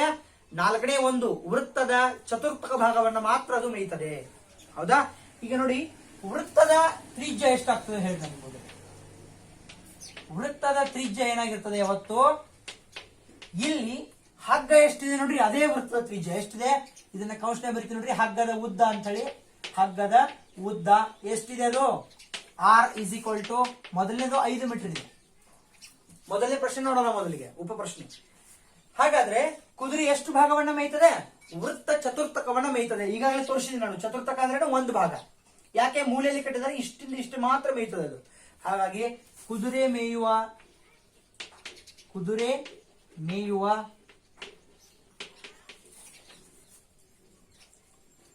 ಮೈದಾನದ ಭಾಗದ ವೃತ್ತ ಚತುರ್ಥಕದ ಮೇಯುವ ಭಾಗ ಏನಾಗಿರ್ತದೆ? ವೃತ್ತ ಚತುರ್ಥಕವಾಗಿದೆ. ವೃತ್ತ ಚತುರ್ಥಕವಾಗಿದೆ. ವೃತ್ತ ಚತುರ್ಥಕವಾಗಿದೆ ಅಂದ್ರೆ 1/4, 4ನೇ ಒಂದು ಭಾಗ ಅಂದಂಗೆ. ಆದ್ದರಿಂದ ಕುದುರೆ ಮೇಯಬಹುದಾದ, ಮೊದಲನೇ ಪ್ರಶ್ನೆ, ಕುದುರೆ ಮೇಯಬಹುದಾದ ವೃತ್ತ ಅಥವಾ ಮೈದಾನದ ವಿಸ್ತೀರ್ಣ ಇಸ್ ಈಕ್ವಲ್ ಟು ಟೋಟಲ್ ವೃತ್ತದ ವಿಸ್ತೀರ್ಣ ಎಷ್ಟಿರ್ತದೆ? πr². ಮೈದಾನದ ವಿಸ್ತೀರ್ಣ ಅದು ವೃತ್ತ ಚತುರ್ಥಕ ಅಂದ್ರೆ ಏನು? πr² ಭಾಗಿಲೆ 4. ಸರ್ πr² ಭಾಗಿಲೆ 4 ಯಾಕೆ ಬರೆದ್ರಿ? ಟೋಟಲ್ ವೃತ್ತದ ಎಷ್ಟಿದೆ? πr². ಅದರ 4ನೇ ಒಂದು ಭಾಗ ಅಂದ್ರೆ πr² ಭಾಗಿಲೆ 4 ಆಗ್ತದೆ. ಆದ್ದರಿಂದ ಪೈನ ಬೆಲೆ ಈಗಾಗಲೇ ನಿಮಗೆ ಪ್ರಶ್ನೆಯಲ್ಲಿ ಕೊಟ್ಟಿದ್ರೆ 3 ಪಾಯಿಂಟ್ ತಗೋರಿ, ಕೊಟ್ಟಿಲ್ಲ ಅಂದ್ರೆ ಅವರು 22/7 ತಗೋರಿ. ಸೊ ನೋಡಿ, ಈಗ ಪೈನ ಬೆಲೆ ಎಷ್ಟು ತಗೊಳ್ಳೋಣ 22/7 ಇಂಟು ಆರ್ ಸ್ಕ್ವೇರ್. ಆರ್ ನ ಬೆಲೆ ಎಷ್ಟಿದೆ ನೋಡಿ 5 ಮೀಟರ್. 5 ಇಂಟು 5 ಭಾಗಿಲೆ 4. ಹೌದಾ? 5 ಇಂಟು 5 ಎಷ್ಟು 22 ಇಂಟು 25 ಭಾಗಿಲೆ 7 ಎಷ್ಟು 28. ಯಾಕಂದ್ರೆ 7 ತರಗಡೆ ಬರ್ತದೆ ಇದು ಗುಣಾಕಾರಕ್ಕಾಗಿ. ಯಾಕಂದ್ರೆ ಛೇದದ ಛೇದ ಗುಣಾಕಾರ. 22 5 25. 25 ಇಂಟು 22 ಡಿವೈಡೆಡ್ ಬೈ 28. ಇದನ್ನು ನೀವು ಕಡ್ತಾ ಹೊಡೆದ್ರೆ ಗುಣಾಕಾರ ಮಾಡಿದ್ರೆ ನಿಮ್ಮ ಆನ್ಸರ್ ಎಷ್ಟು ಬರ್ತದೆ ಅಂದ್ರೆ ಸೊ ನಿಮಗೆ 19.625 ಬರ್ತದೆ ಆನ್ಸರ್. ಎಷ್ಟಂದ್ರೆ 19.625 ಸೆಂಟಿಮೀಟರ್ ಸ್ಕ್ವೇರ್ ಬರ್ತದೆ. ಹೌದಾ? 19.625. ಇದನ್ನ ಬೇಕಾದ್ರೆ ನೀವು 22/7 ತಗೋ ಬದಲಿ 3.14 ಅಂತ ತಗೋಬಹುದು. ಈಸಿಯಾಗಿ ಕ್ಯಾಲ್ಕುಲೇಷನ್ ಮಾಡಬೇಕಾದ್ರೆ 3.14 ಇಂಟು 5 ಇಂಟು 5 ಡಿವೈಡೆಡ್ ಬೈ 4 ಆ ರೀತಿ ಕೂಡ ನೀವು ಮಾಡಬಹುದು. ಸೊ ಆನ್ಸರ್ ಸೇಮ್ ಬರ್ತದೆ 19.625 ಸೆಂಟಿಮೀಟರ್ ಸ್ಕ್ವೇರ್. ಹಾಗಾದ್ರೆ 5 ಮೀಟರ್ ಹಗ್ಗದಿಂದ ಕುದುರೆ ಮೇಯಬಹುದಾದ ಆಟದ ಮೈದಾನದ ವಿಸ್ತೀರ್ಣ ಎಷ್ಟು 19.625 ಸೆಂಟಿಮೀಟರ್ ಸ್ಕ್ವೇರ್ ಬರ್ತದೆ. ಅರ್ಥ ಆಗ್ತಾ ಇದೆಯಾ? ಈಗ ನೋಡಿ ಎರಡನೇ ಒಬ್ಬ ಪ್ರಶ್ನೆ. ಮೊದಲನೇದೇನ್ ಕೇಳಿದ್ರು 5 ಮೀಟರ್ ಉದ್ದ ಇದ್ದಾಗ ಕುದುರೆ ಮೇಯಬಹುದಾದ ಭಾಗದ ವಿಸ್ತೀರ್ಣ. ಎರಡನೇ ಪ್ರಶ್ನೆ 10 ಮೀಟರ್ ಹಗ್ಗದ ಉದ್ದ ಆದಾಗ ಕುದುರೆ ಮೇಯಬಹುದಾದ ವಿಸ್ತೀರ್ಣ ಎಷ್ಟಾಗ್ತದೆ? R = 10 ತಗೋದಷ್ಟೇ. ನೋಡ್ರಿ ಎರಡನೇ ಉಪ ಪ್ರಶ್ನೆ ಏನಾಗಿದೆ? 10 ಮೀಟರ್ ಹಗ್ಗವಿದ್ದಾಗ ಕುದುರೆ ಮೇಯಬಹುದಾದ ಮೈದಾನದ ವಿಸ್ತೀರ್ಣ = ಮತ್ತದೇ πr² ಡಿವೈಡೆಡ್ ಬೈ 4 ಬರ್ತದೆ. ಆದ್ರೆ ಪೈ ನೀವು ಮತ್ತೆ 22/7 ಹಾಕಬಹುದು ಅಥವಾ 3.14 ಹಾಕಬಹುದು. ಇಲ್ಲಿ R ಎಷ್ಟಾಗ್ತದೆ 10 ಮೀಟರ್. ಸಾರಿ, ಇಲ್ಲಿ ನೋಡಿ ನಿಮಗೆ ಅವರು ತ್ರಿಜ್ಯವನ್ನ ಮೀಟರ್ ಕೊಟ್ಟಿದ್ದಾರೆ. ಆದ್ರಿಂದ ಆನ್ಸರ್ ಕೂಡ ಏನ್ ಮಾಡ್ಬೇಕು ಮೀಟರ್ ಸ್ಕ್ವೇರ್ ನಲ್ಲೇ ಬರೀಬೇಕು. ನೆನಪಿರಲಿ. Okay, pi 22/7. R ನ ಬೆಲೆ ಎಷ್ಟಿದೆ 10 ಮೀಟರ್ ಇಂಟು 10. ಯಾಕಂದ್ರೆ R² ಇದೆ ಡಿವೈಡೆಡ್ ಬೈ 4. ಸೊ ಇದನ್ನ ನೀವು ಕಡ್ತಾ ಹೊಡೆದು ಬರೆದಾಗ ಎಷ್ಟು ಆಗ್ತದೆ ಅಂದ್ರೆ 314/4 ಆಗ್ತದೆ. ಇದರ ಬೆಲೆ ನಿಮಗೆ ಬರೋದು 78.5 ಬರ್ತದೆ ಮೀಟರ್ ಸ್ಕ್ವೇರ್. 10 ಮೀಟರ್ ಹೆಚ್ಚ ಹಗ್ಗ ಮಾಡಿದಾಗ ಅಂದ್ರೆ 5 ಮೀಟರ್ ಮೊದಲಿತ್ತು, ಈಗ 10 ಮೀಟರ್ ಮಾಡಿದಾಗ ಎಷ್ಟು ಮೇಯ್ತದದು 78.5 ಮೀಟರ್ ಸ್ಕ್ವೇರ್. 5 ಮೀಟರ್ ಹಗ್ಗ ಇದ್ದಾಗ 19.625 ಮೀಟರ್ ಸ್ಕ್ವೇರ್. 10 ಮೀಟರ್ ಹಗ್ಗ ಇದ್ದಾಗ 78.5 ಮೀಟರ್ ಸ್ಕ್ವೇರ್. ಇನ್ನೂ ಒಂದು ವಿಷಯ ಇದೆಯಲ್ಲಿ ಕೇಳ್ರಿ, ಏನಿದೆ ಅದು 5 ಮೀಟರ್ ಹಗ್ಗದ ಬದಲಾಗಿ 10 ಮೀಟರ್ ಹಗ್ಗ ಉಪಯೋಗಿಸಿದಲ್ಲಿ ಹೆಚ್ಚಾಗಿ ಮೇಯುವ ಮೈದಾನದ ವಿಸ್ತೀರ್ಣ ಎಷ್ಟು ಹೆಚ್ಚು ಮೇಯ್ತದೆ ಅನ್ನೋದು ಕೇಳಿದಾರೆ ಅವರು. ಎಷ್ಟು ಹೆಚ್ಚು ಮೇಯ್ತದ್ರಿ? ಈ ಟೋಟಲ್ 10 ಮೀಟರ್ ಇದ್ದಾಗ ಇಷ್ಟು, 5 ಮೀಟರ್ ಇದ್ದಾಗ ಇಷ್ಟು. ಹಾಗಾದ್ರೆ ಹೆಚ್ಚು ಹೆಂಗ್ ಕನ್ನಡಿಯವರ ಇದ್ರೊಳಗೆ ಇದನ್ನ ಕಳೆದ್ರೆ ಮುಗಿ. ಹೌದಾ? ಕುದುರೆ ಮೇಯಬಹುದಾದ ನೋಡ್ರಿ ಏನಾಗ್ತದೆ ಬರಿತೀನಿ ನೋಡಿ ನಾನು.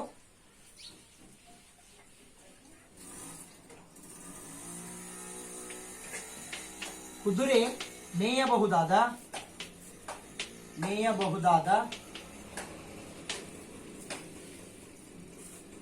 ಹೆಚ್ಚಿನ ಆಟದ ಮೈದಾನದ ವಿಸ್ತೀರ್ಣ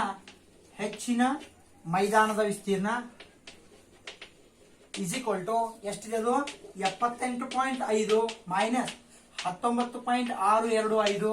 ಸೊ ಟೋಟಲ್ ಆಗಿ ಮೈನಸ್ ಮಾಡಿದ್ರೆ ನಿಮಗೆ ಬರೋದು 58.875 ಮೀಟರ್ ಸ್ಕ್ವೇರ್.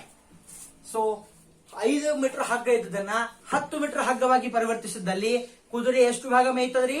ಕುದುರೆ 58.875 ಮೀಟರ್ ಸ್ಕ್ವೇರ್ ಜಾಗವನ್ನ ಕುದುರೆ ಮೇಯುತ್ತದೆ. ಆ ಒಂದು ಭಾಗದ ಹುಲ್ಲನ್ನ ಕುದುರೆ ತಿನ್ನುತ್ತದೆ. ಇದು ಮುಖ್ಯ ಪ್ರಶ್ನೆ 8. ಇನ್ನು ಉಳಿದ ಪ್ರಶ್ನೆಗಳು ಅಂದ್ರೆ 9, 10, 11, 12, 13, 14 ಇನ್ನು ಉಳಿದ 6 ಪ್ರಶ್ನೆಗಳನ್ನ ನಾವೇನ್ ಮಾಡೋಣ ಮುಂದಿನ ವಿಡಿಯೋದಲ್ಲಿ ತಿಳಿದುಕೊಳ್ಳೋಣ. ವೀಕ್ಷಿಸಿದ್ದಕ್ಕೆ ಧನ್ಯವಾದಗಳು. ನಿಮಗೆ ಏನಾದರೂ ಡೌಟ್ ಇದ್ರೆ ಕಮೆಂಟ್ ಮಾಡಿ. ಏನೋ ಅರ್ಥ ಆಗಿಲ್ಲ ಅಂದ್ರೆ ವಿಡಿಯೋನ ಪುನಃ ನೋಡಿ, ಖಂಡಿತವಾಗಿಯೂ ಅರ್ಥ ಆಗುತ್ತದೆ. ವೀಕ್ಷಿಸಿದ್ದಕ್ಕೆ ಧನ್ಯವಾದಗಳು.